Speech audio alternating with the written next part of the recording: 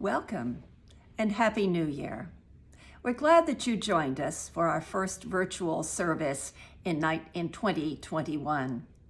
If you're new to Unitarian Universalism, we invite you to visit our website at UUFEC.com. There, you'll learn that we are a liberal theology that seeks spiritual truth in all sacred texts and welcomes everyone, regardless of their skin color, national origin, religion or no religion, physical or mental disability, race or sexual preference. At the start of every new year, many of us make resolutions to change some habit or practice that will improve our lives in some way. It can be a time for self-discovery if we choose to do so. Today, our guest minister is the Reverend Daniel Kanter, Senior Minister at the First Unitarian Church of Dallas. His sermon today is based upon a poem written by Portia Nelson entitled, "There's a Hole in My Sidewalk." I hope that you will find it, as I did, valuable for further self-reflection in this new year. And now, we'll continue our service with the lighting of the chalice.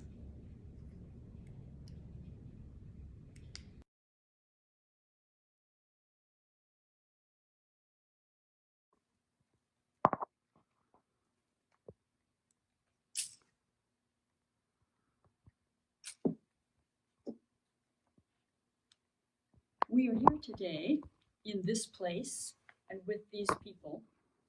May we listen so that we can hear. May we hear so that we can feel. And may we feel so that we can know. And may we know so that we can change ourselves and this world. May this chalice we light our way.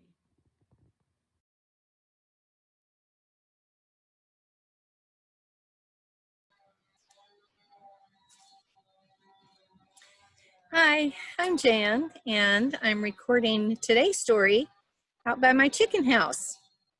Our story is called Sorry, Really Sorry, and it's a barnyard tale. And I chose out by my chicken house. You may notice my chickens aren't moving over here. That's because one night I failed to shut the gate of their pen and I lost my chickens. So girls, I'm sorry, really sorry that I lost you that night. And here is our story.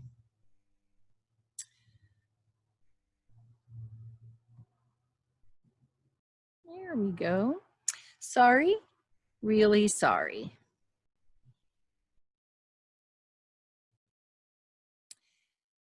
Cow was in a nasty mood. Usually she was content to munch grass, rub up against fences, and play with her farm friends. But it had rained the night before, and this morning her hooves were deep in mud, and that made her mad. And there she is, angry Cow. When Duck came along, Cow kicked mud in her face. "Why'd you do that?" asked Duck. "I felt like it," said Cow, "and I'm not sorry." Flapping furiously, Duck wiped mud from her beak. "Hi, Duck," said Frog. "You're all muddy. Want to swim with me?" Duck thought of how mean Cow had been. "No, you gross green glob." "Am not," said Frog. "Are to," said Duck. "Say you're sorry," said Frog. "Sorry," said Duck. Not sorry is what she meant, and Frog knew it. Frog was angry. "I might be green, but I'm no glob," Frog thought. Birds sang out her best song, hoping to cheer Frog up. Frog said, "Tweet, tweet, tweet, your tweets stink." "Hey, why'd you say that?" asked Bird. "I felt like it," said Frog. Bird's feelings were hurt. She thought her tweets were lovely. Aren't you even sorry? Asked Bird. Sorry, said Frog. And he wasn't sorry, not one bit. Bird flew up into a tree. There was Goat, perched on a branch. This is my branch, said Bird. Get down. But we always share this tree, said Goat. Not anymore, said Bird, and she beat her wings until Goat tumbled to the ground. And she wasn't sorry, not at all. Goat ran as fast as he could. He wanted to get away from Bird. He ran so fast, he ran right into Pig. Ow, said Pig. I did that on purpose, said Goat, even though he hadn't. Why? Asked Pig. I felt like it, and I'm not sorry, said Goat. Pig lay down in the farmyard and began to cry. Big, loud, honking snorts. What's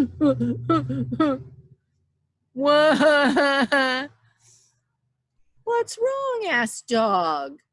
Go away, I don't even like you, said Pig. Pig honked and snorted some more. Dog just sat there and let Pig cry for a while.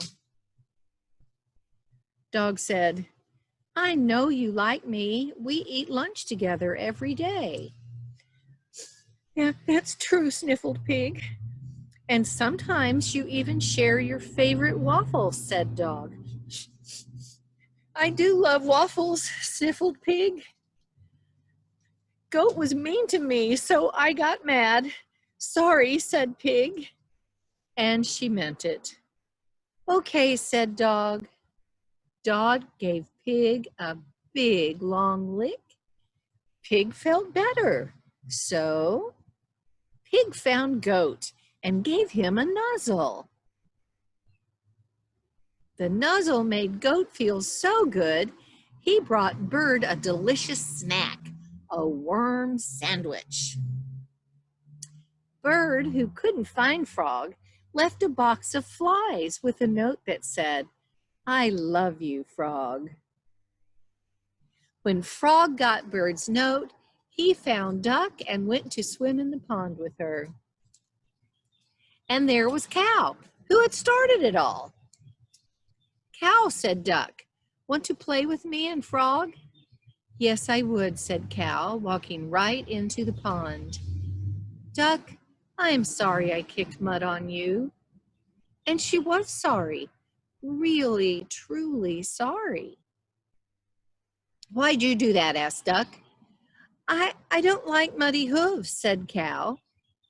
Better now? Asked Duck. Better now, said Cow. And she was, until Horse was surrounded by flies. The end. So, you can guess now. What do you think happens when Horse gets grumpy? And then think, when things aren't going well at your house, is somebody grumpy? And does it do any good to say sorry when you're not sorry?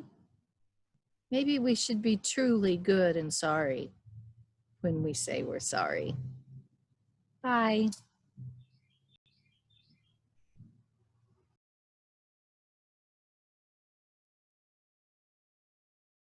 There's a Hole in My Sidewalk by Portia Nelson. Portia Nelson's autobiography in 5 short chapters read by Audria Firestone. Chapter 1, It Isn't My Fault. Chapter 2, I Don't See It. Chapter 3, I Know Where I Am. Chapter 4, I Walk Around It. Chapter 5, Another Street. Chapter 1, I walk down the street. There is a deep hole in the sidewalk. I fall in. I am lost. I am helpless. It isn't my fault. It takes forever to find a way out. Chapter 2. I walk down the street. There is a deep hole in the sidewalk. I pretend that I don't see it. I fall in again. I can't believe I am in this same place. But it isn't my fault. It still takes a long time to get out. Chapter 3. I walk down the same street. There is a deep hole in the sidewalk. I see it is there. I still fall in. It's a habit. But my eyes are open. I know where I am. It is my fault. I get out immediately. Chapter 4. I walk down the same street. There is a deep hole in the sidewalk. I walk around it. Chapter 5. I walk down another street. Remember, we can't notice there's a pattern until something happens a few times, maybe even many times. Forgive yourself and move on. You are the artist of your life.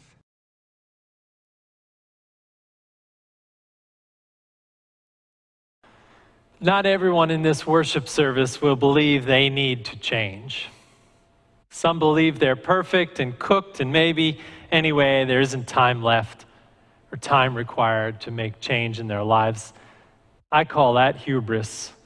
That's the stuff that leads to deathbed conversions, those last moments where we try to turn regret into reconciliation. That's the stuff of walking around thinking you got it all figured out, and then when things go badly, acting surprised and affronted.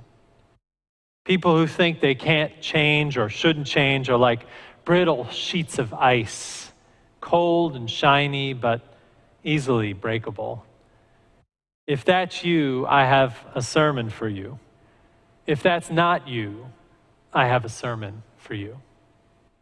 Our reading this morning from Portia Nelson is a famous poem story in 5 chapters, often passed around 12-step meetings. I admit it's a little obvious and maybe overused, but I think it's worth exploring this morning. Portia Nelson herself, the author of the poem, probably thought she had it made at points in her life. She was the secretary of a movie director. She could sing, and she had moments where she met people like Jane Russell, the famous actress who encouraged her to start a singing career. She did, and she started singing in cabarets in LA and in New York and started acting in movies. You would know her as Sister Bertha in The Sound of Music, that cantankerous character.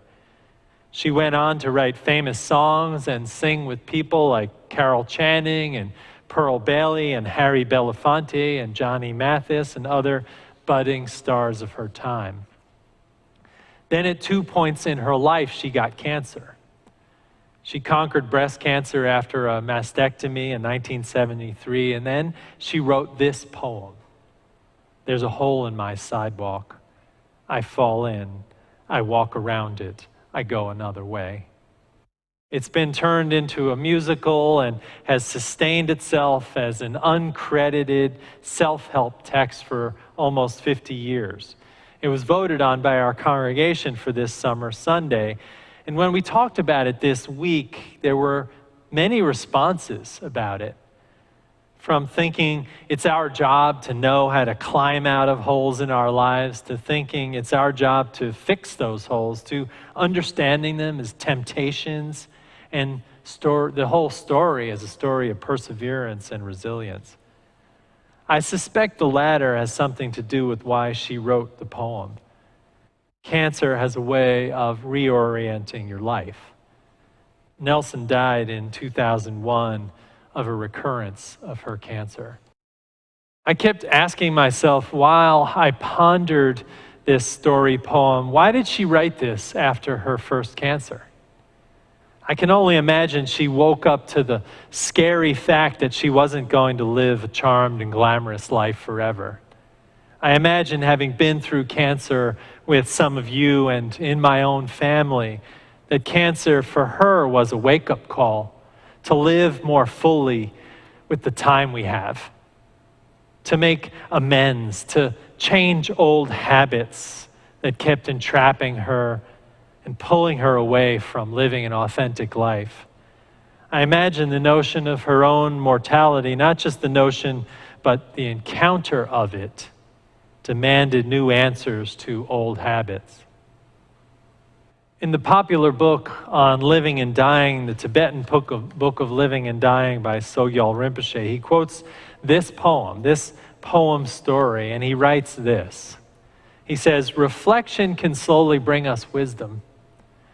When we can come to see we are falling again and again into a fixed repetitive patterns, and we begin to long to get out of them, we may, of course, fall back into them again and again, but slowly we can emerge from them and change. His encouragement uses Nelson's Sidewalk story to push us to reflect on death, our death, he says. And this is what he writes. The purpose of reflecting on death is to make a real change in the depths of your heart, and to come to learn how to avoid the hole in the sidewalk and how to walk down another street. Maybe more importantly, this Tibetan lesson, Tibetans are focused on passing through death well, I will say. But the lesson might be in the statement he makes at the end of that chapter in his book. He says, you are not condemned by your habits. You can change and grow more and more freely. Now, those are interesting words for a Buddhist who believes everything is change. Everything is inevitable. They are encouraging. Today, the text for us is this: a warning, an encouragement, a guide, a lesson, a tool. It begs the question of whether we will identify our faults and change, whether we can address temptations by going another way, whether we can exchange old habits and self-destruction with new habits and crutches, whether our job is to fix holes in society or in ourselves. These are all questions that are raised by this story. These are the things we wondered about in our class this week. And I come back after that class, I came back to the words, you are not condemned to your habits. You can change and grow more freely. To those who need to hear that story today, I am with you, because to acknowledge that is to love yourself. To love yourself makes it possible for you to love others. To shatter that thin ice of self and welcome in you something that is true, that needs to emerge. To those struggling to hear those words, I encourage you to listen more carefully, to make a list of the things that you might change in your life to live a better life. That list can include big things like stopping drinking or getting help with depression, and small things like saying hello more to strangers or not cursing under your breath every time you have to rearrange the dishwasher. You can tell what is on my list. It could be things large or small, depending on who you are, like saying, I love you more to the people you live with. Or to know that maybe the biggest hole in our lives is thinking we have finally, once and for all, taken another street that will never have holes to fall in again. As one member in our class on Monday night said, the one thing I know is that there are holes on every street. Here are 3 stories I want to share to conclude this sermon. The first, a man in his 80s came to church every week. He was confused sometimes, but he listened to the sermons, and he was really sharp. Every week he spoke to the minister with insights about his life. He moved so slowly the ministers could see him thinking. He said things like, regret is a hard thing to put down. And, you made me think today how I might change my mind about life and the direction it took. He died during the quarantine. The minister never could go visit him to see how he was pondering his ending. He was going around a hole in the sidewalk a lot. The second story. A young woman whose parents were Chinese immigrants to Colombia ran a restaurant and raised her on the meager profits they could turn from fried tofu and spare ribs. One day when she was 7, they left her at a neighbor's house and never returned. She grew up in that family's home, wondering every day why her parents didn't want her. Some years later, in her 20s, she was a nurse and caring for an old woman in the hospital. And in came the old woman's children, girls her own age, the nurse's own age. She saw the woman and the girls, and she burst into tears. And she sat on the floor in a pool of sorrow and told the family the whole story about how her parents had abandoned her. She told them how she had made bad decisions in relationships and failed others because she felt they would abandon her again. They called her over, those young women. They asked her to come into the bed with them, and there she lay with the woman and her children, and she was changed. Her new family and the family that raised her, she realized, were enough. Her eyes were open. She knew where she was. And the third story. A young man in his 20s drank with his friends to kill the pain. The pain wasn't anything specific except the train wreck of life encounters. Deeper was some pain, who knows why. Sometimes you never know. Some feeling of inadequacy, some feeling of watching his family change, trying to overcome some introversion with the loosening of drinks. And then he had a child, and driving home some nights, which were pure acts of luck, he woke up somehow looking in the face of his child or in the face of the mirror. And he quit the late nights and he turned to more important things. He didn't have to go cold turkey, but he got a grip on it. His life was on a path to health. He went down another road. Only one of those stories was about me. So you know that I know what I'm talking about today. I have seen both sides of this, those who walk down the same road and fall in the same hole and never change, or never even know there's a hole, choosing to believe that they don't have to or never will change. And those who see the hole, acknowledge it, climb out of it, go around it, and go another way. You can guess what I believe about which is the better way. I believe you can and will change with some intention in your life. Whether it's for the better is up to you. You can lean on God or those who love you to help. You can know that you are not condemned by your habits, and you can ignore the feeling of condemnation. You can succeed and you can fail. You can hold on and you can let go. Either way, you are loved.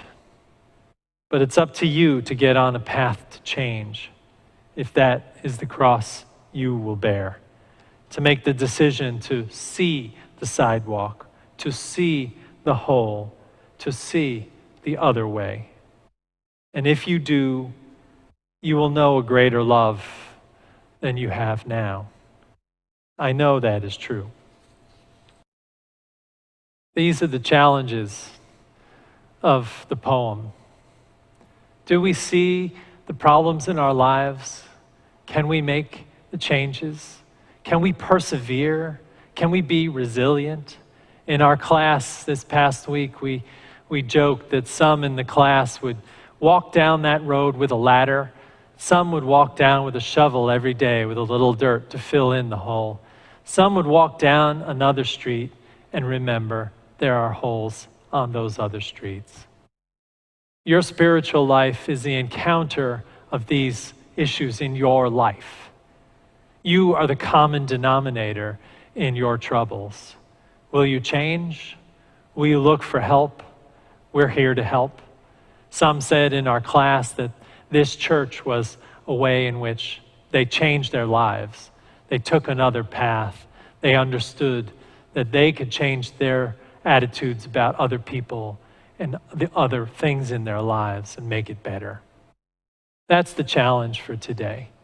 I know you can change. You cannot have to live a life to be condemned by your habits or by the things that you feel condemned by. You can be freed from those. And you don't need a God to free you. You only need the right intentions, the life that you want to leave. I want to leave you with just these simple words today, words of love, to say to you that we see you, we know you're there, we know you're walking down those roads with us. Do you see the hole? Do you see the sidewalk? Do you walk around it or down another way? That is up to you. I love you. Amen. Love is the spirit of this fellowship. May the songs we sing celebrate this love. May the lives we lead embody this spirit. May you all go forth in peace.